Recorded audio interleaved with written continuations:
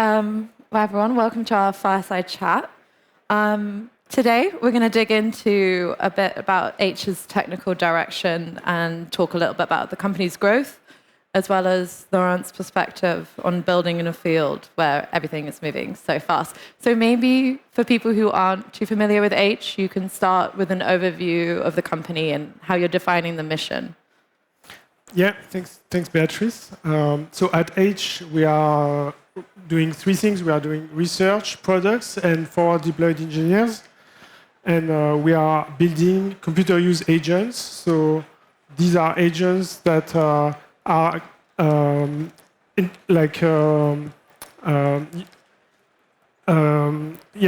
using softwares in the same way humans do.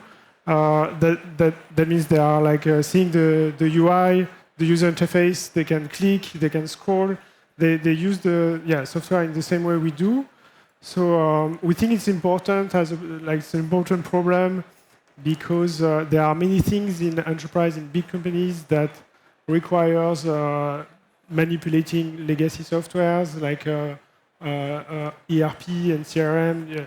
So many like manual software, like manual workflows like this, which the current agents, I think most agents right now, we think of agents, we are thinking about tool calls and retrieval, but these are kind of not really capable of accessing that data, those softwares. So that's why we are focusing on that.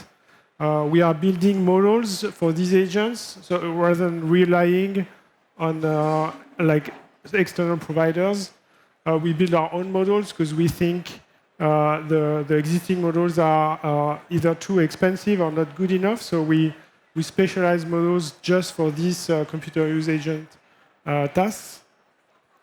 And so that's what we do at H. Yeah. And then you came over from DeepMind, where you worked on AlphaFold and AlphaGo, among other things. I'm wondering what you took from that experience, both technically and culturally, and how that kind of shapes the foundations at H. Yeah, so I think DeepMind was a really unique place for how they pursue research. I think that this notion of strike teams. So traditionally, when you do like research, maybe you do one paper, one conference paper every 3 months with a couple of people, and then you send it, you move on to another project. And at DeepMind, there are a very different approach where they had these strike teams where they would put a team together to really kind of find a problem and kind of destroy the problem. They would put like 20 people, unlimited resources for 2 years, working completely in stealth mode until there is a significant accomplishment.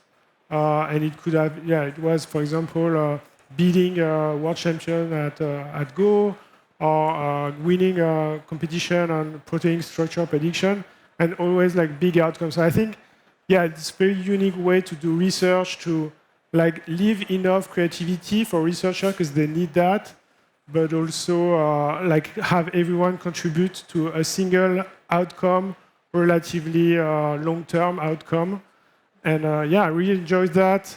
I think the part I enjoyed the most was really the kind of 0 to 1. So in these projects, like there was always a first phase where we do the first thing, like AlphaGo, we beat the world champion, and then they do a second phase where they do it again, but like using less knowledge and so on. And same with protein folding, like they had the first run with AlphaFold 1, and then the second run. I found I really enjoyed more the first part where we do the 0 to 1. And I think that's why I was really attracted to do a startup. And so that's why I started H, I think, for having this real, like no safety net experience of doing the 0 to 1 and see if I can also build a company from scratch successfully. And what was kind of like the inflection point about when you decided to leave and pursue your own project?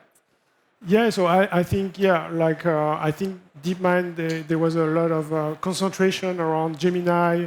So Gemini, before LLMs at DeepMind were relatively small effort, 20, 40 people. And then we merged with the other project at Google Brain and became Gemini, a single huge project where you had maybe 1,000 people, and it became a huge thing. And again, yeah, I think I enjoy more the kind of 0 to 1 part. So I thought it was a good time to do my own thing. And so yeah, I think that explains the timing for me. Yeah, yeah. And then I think it's safe to say that both H and like most AI startups at the moment, it's a difficult hiring environment. It's very competitive. I'm wondering how you're thinking about talent at the moment and how you're thinking about building a culture that attracts and retains the kind of people you want. Yeah, so I think startup in general, they compared to big tech, they tend to attract different people. I think big tech maybe attracts maybe more established researchers and engineers that are kind of maybe wanting more kind of safety and stability and like maybe also liquid compensation and so compared to startups in startups there are people that are really angry for impact. They want impact. They want to have agency. They don't care so much about having high liquid compensation, about having safety and like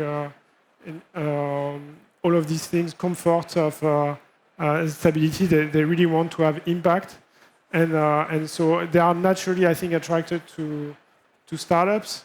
And then in France, in particular, or in Europe, I think we are also very lucky because we have a very good, strong talent pool of people like from good, good grad school and so on. But big tech has a relatively low presence in France, for example, compared to the UK. Like I don't know, like Meta or Google, they have maybe 100 people in France, in Paris, compared to thousands in London. So we still have a lot of free talent flow accessible for us. So yeah. Yeah, interesting. And then I know obviously one thing that's really important to culture is leadership and team dynamics. I know that H has lost some of the founding members, the original team. How have you navigated that transition as a leader, and how has it changed the company? Yeah. So on that, probably like I wouldn't necessarily if I were to do it again. I think being 5 co-founders, I think people tell you maybe it's too much, but you don't really realize it's true before you actually experience it. But I think probably it's too many. And then I think it's important to like keep the North Star of the company. So in our case, it was research on computer use agent that we haven't stopped doing. We are still pursuing that direction, but also to pivot swiftly if you see things that don't work. For example, at the beginning of the company, we were doing pre-training ourselves. We were pre-training our own model from scratch, but we quickly saw that it wasn't really bringing a lot in terms of differentiation. So we stopped doing that. Now we are fine-tuning the best open source models, Qwen, for example, and also in terms of the go-to-market. Initially, we were doing consumer products, which didn't quite work because the expectations of consumer were maybe not super calibrated with the capabilities at the time. So we pivoted the go-to-market to a really enterprise direction with 4 deployed engineers. We brought in our new CEO that was kind of doing that for 10 years at Palantir. And now we are like completely pivoting the go-to-market in that kind of direction. So, yeah. Yeah, it's interesting. And then from your vantage point as CTO, I'm wondering what you think kind of the most exciting thing you're working on at the moment. Where is the interest for you? Yeah, so I think for me, like pushing the model, I think is really a key thing for H in terms of differentiation. I think it gives us a lot of advantage over people who are building on top of Anthropic or Gemini or OpenAI. Because like for 3 reasons, maybe 3 reasons. The first one is you remove their margin, of course. Second reason is that you can build a model specialized that can kind of reach the same capabilities, but being like 30 or 100 times smaller. So that's also going to reduce the cost. And then the last reason maybe is if you have a lot of GPUs, you can like if you have lots of capital, you can have long-term leasing of GPUs, so you can lower the cost. And yeah, so I think these reasons they kind of multiply, and yeah, I think that's why it's very exciting to build a model, yeah. So that's what. Yeah. Yeah. And maybe we talk a bit more about how you're kind of defining this impact. And I know that the company often talks about this idea of like breakthrough innovation, but with real world impact. I'm wondering what these breakthroughs like really look like at the moment and how you're making sure that scientific advantages translate into real world, like practical outcomes. Yeah, so I think breakthrough and impact, it means, for me, it means choosing a particular problem that's hard, but that you can crack. And then, for example, for computer use, there are academic benchmarks, established benchmarks like OS World or WebVager or WebArena, but they are not really representative of the real world. They are maybe like Ubuntu with some like LibreOffice, like open source software, which people are not really using in enterprise. So we have to keep this in mind, and like when we build a new feature, we need to make sure we are not over-indexing on the benchmark, but what we are doing is probably going to transfer to the real thing. And we have to be really honest with ourselves when we do that. Otherwise, we end up doing kind of meaningless benchmark hacking.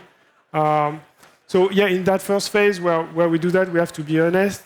I think there is a second phase now, which we are entering, where we have like forward deployed engineer team that are deploying the models and the products in real use cases. And then when they do that, they come back and then they tell us, what workflows they've seen, and we try to reproduce that, make a benchmark out of it, and then we now optimize for this instead of the academic benchmark. So now everything we do directly transfer to real world use case. Mm-hmm. Mm-hmm. And then maybe to talk about funding as well, because H raised a really ambitious early round, is 220 million just a few months after the company's inception. I'm curious what it took to kind of convince investors of this vision, like this magnitude of. Yeah, so I think the thesis of investor, it was probably also a bet on the team, on the profile, and also I think, yeah, what I explained is that for building models, you need a critical mass of talents and GPUs, and that requires a certain amount of capital. If you don't have that capital, you don't have enough resources to train a model. You cannot get the good rates if you don't commit over a long period of time. Yeah, so I think those are the reasons, like yeah, the critical mass. I think basically if you do a model. Mm-hmm. And where are you thinking about scaling at the moment? Like, where are your focus areas for growing and investing at the moment? So right now on the technical side, we are really focusing on doing reinforcement learning at scale. That is, instead of copying something a big model is doing, we are letting the model do a self-play, like generate its own data, learn from its own experience. Mm-hmm. So, yeah, doing reinforcement learning with computer use environments, which are complex, because like computers are slow. When you click on something, you have to wait maybe a second before the computer does its thing, compared to something like Go, where it's like instant. When you play a move on Go, like it's immediately very easy to simulate. So I think it's a very different environments, even compared to things like coding and so on, where you have like faster environments. So yeah, basically doing reinforcement learning at scale, that's the kind of research direction at the moment. And then we are really uh, starting the forward deployed engineering team, scaling that up, and we have lots of great people from previous company, but Gauthier has a huge network of people that were at Palantir or were at other companies that are doing that. So yeah, those are the two main things we are currently doing to scale the company. And how are you thinking about product deployment as well among this? So the product, I think we have this approach again of for deployed engineer where they see the workflow, the use case that are coming back, and then we only consolidate on what we see kind of frequently. I think the product is not going to be a self-served API like model providers are usually doing. It's going to be a full package of deploying for deployed, scoping the use case, making it work with the inference, but also setting up the machines, setting up the environments, all of that kind of a single kind of package that we offer. Yeah, so that's our kind of way of going to market. And in terms of building as well, I know obviously thinking about founders at the moment, what would be your advice if you were founding a frontier AI company in this environment? Right. An advice would be, I think don't really care so much about what people think or say. I think if you have a direction, just follow the direction. I think things are not perfect ever. So if things are complicated at some point, you can fix it later. It's important to have speed and to not worry about getting everything perfect and line up, because then you might lose the timing. The timing is really important. So if you have something that you think can work, is not perfect, just go for it immediately. And also, I think it's important to be very ambitious. It's very easy to scale down the ambition later if it doesn't work. But if you have the possibility of being very ambitious, let's have a good,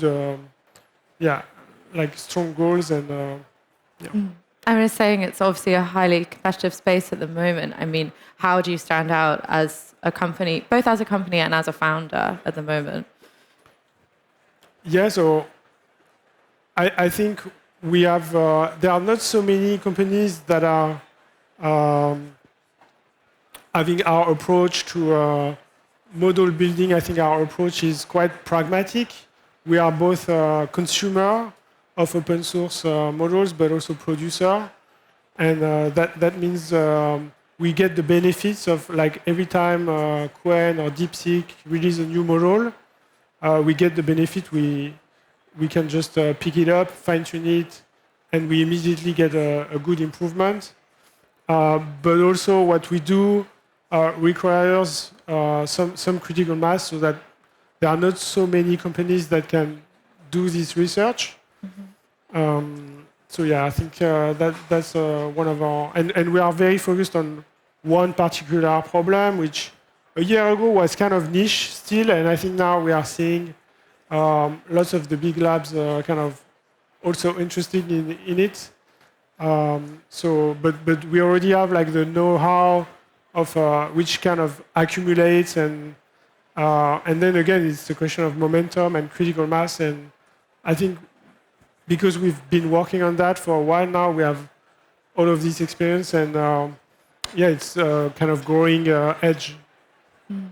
And then thinking about this from a leadership perspective as well, I'm wondering, since you founded H, how has your perspective towards leadership changed, and how is your outlook on this? Sorry? How has your perspective on leadership changed since founding the company? How do you think about going forward? Yeah, so leadership is also I think there's always a startup. I think it's less stable than a big tech company, and there's like leadership change, and I think it's I think it makes sense that things change and things evolve.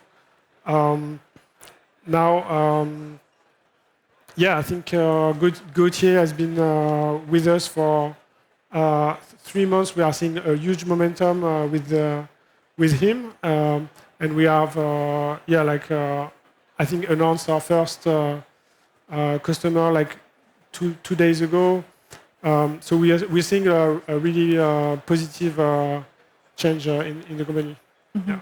And then in terms of the industry more generally, where are you seeing any difficulties scaling at the moment, both in terms of like research, but also just scaling frontier models? So I think what we are observing is that you have like the foundation models, the kind of closed source main actors like OpenAI, Anthropic, Google, XAI, and so on. They are maybe 6 months ahead of like open source, but then I think that's going to continue. We're going to continue to see like Kimi, Alibaba, Cohen, DeepSeek, all of that, maybe a little bit behind, but not much behind. And then,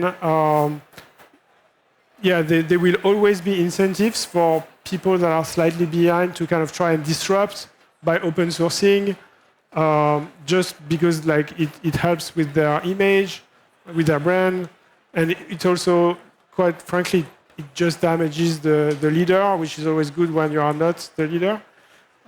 So I think that's going to continue, and I think also there, for example. Mark Zuckerberg, he observed that he has a monopoly on shipping LLMs into Meta products, and so when they do something like Llama, they can just like release it because they have this monopoly anyway. And I think we're going to continue to see a strong open source scene. And then for us, what it means is that we don't really need to invest like billions of dollars to be able to take these models and fine-tune it for a specific use case. We will always be able to take the open source frontier and fine-tune it and kind of get an edge on the generalist models, basically. Mm-hmm. Amazing. And then maybe just to close this out, because we're slightly running out of time, but if you were either a startup scaling at the moment or a founder thinking about his own venture at the moment, what would be your like main piece of advice and main learning that you've taken? I think main piece of advice would be don't think about what people say or think, and be ambitious, and I think progress over perfection is do it now, even if it's not perfect, just do it now. I think it's like one of our value, progress over perfection, and I think that's definitely my favorite one.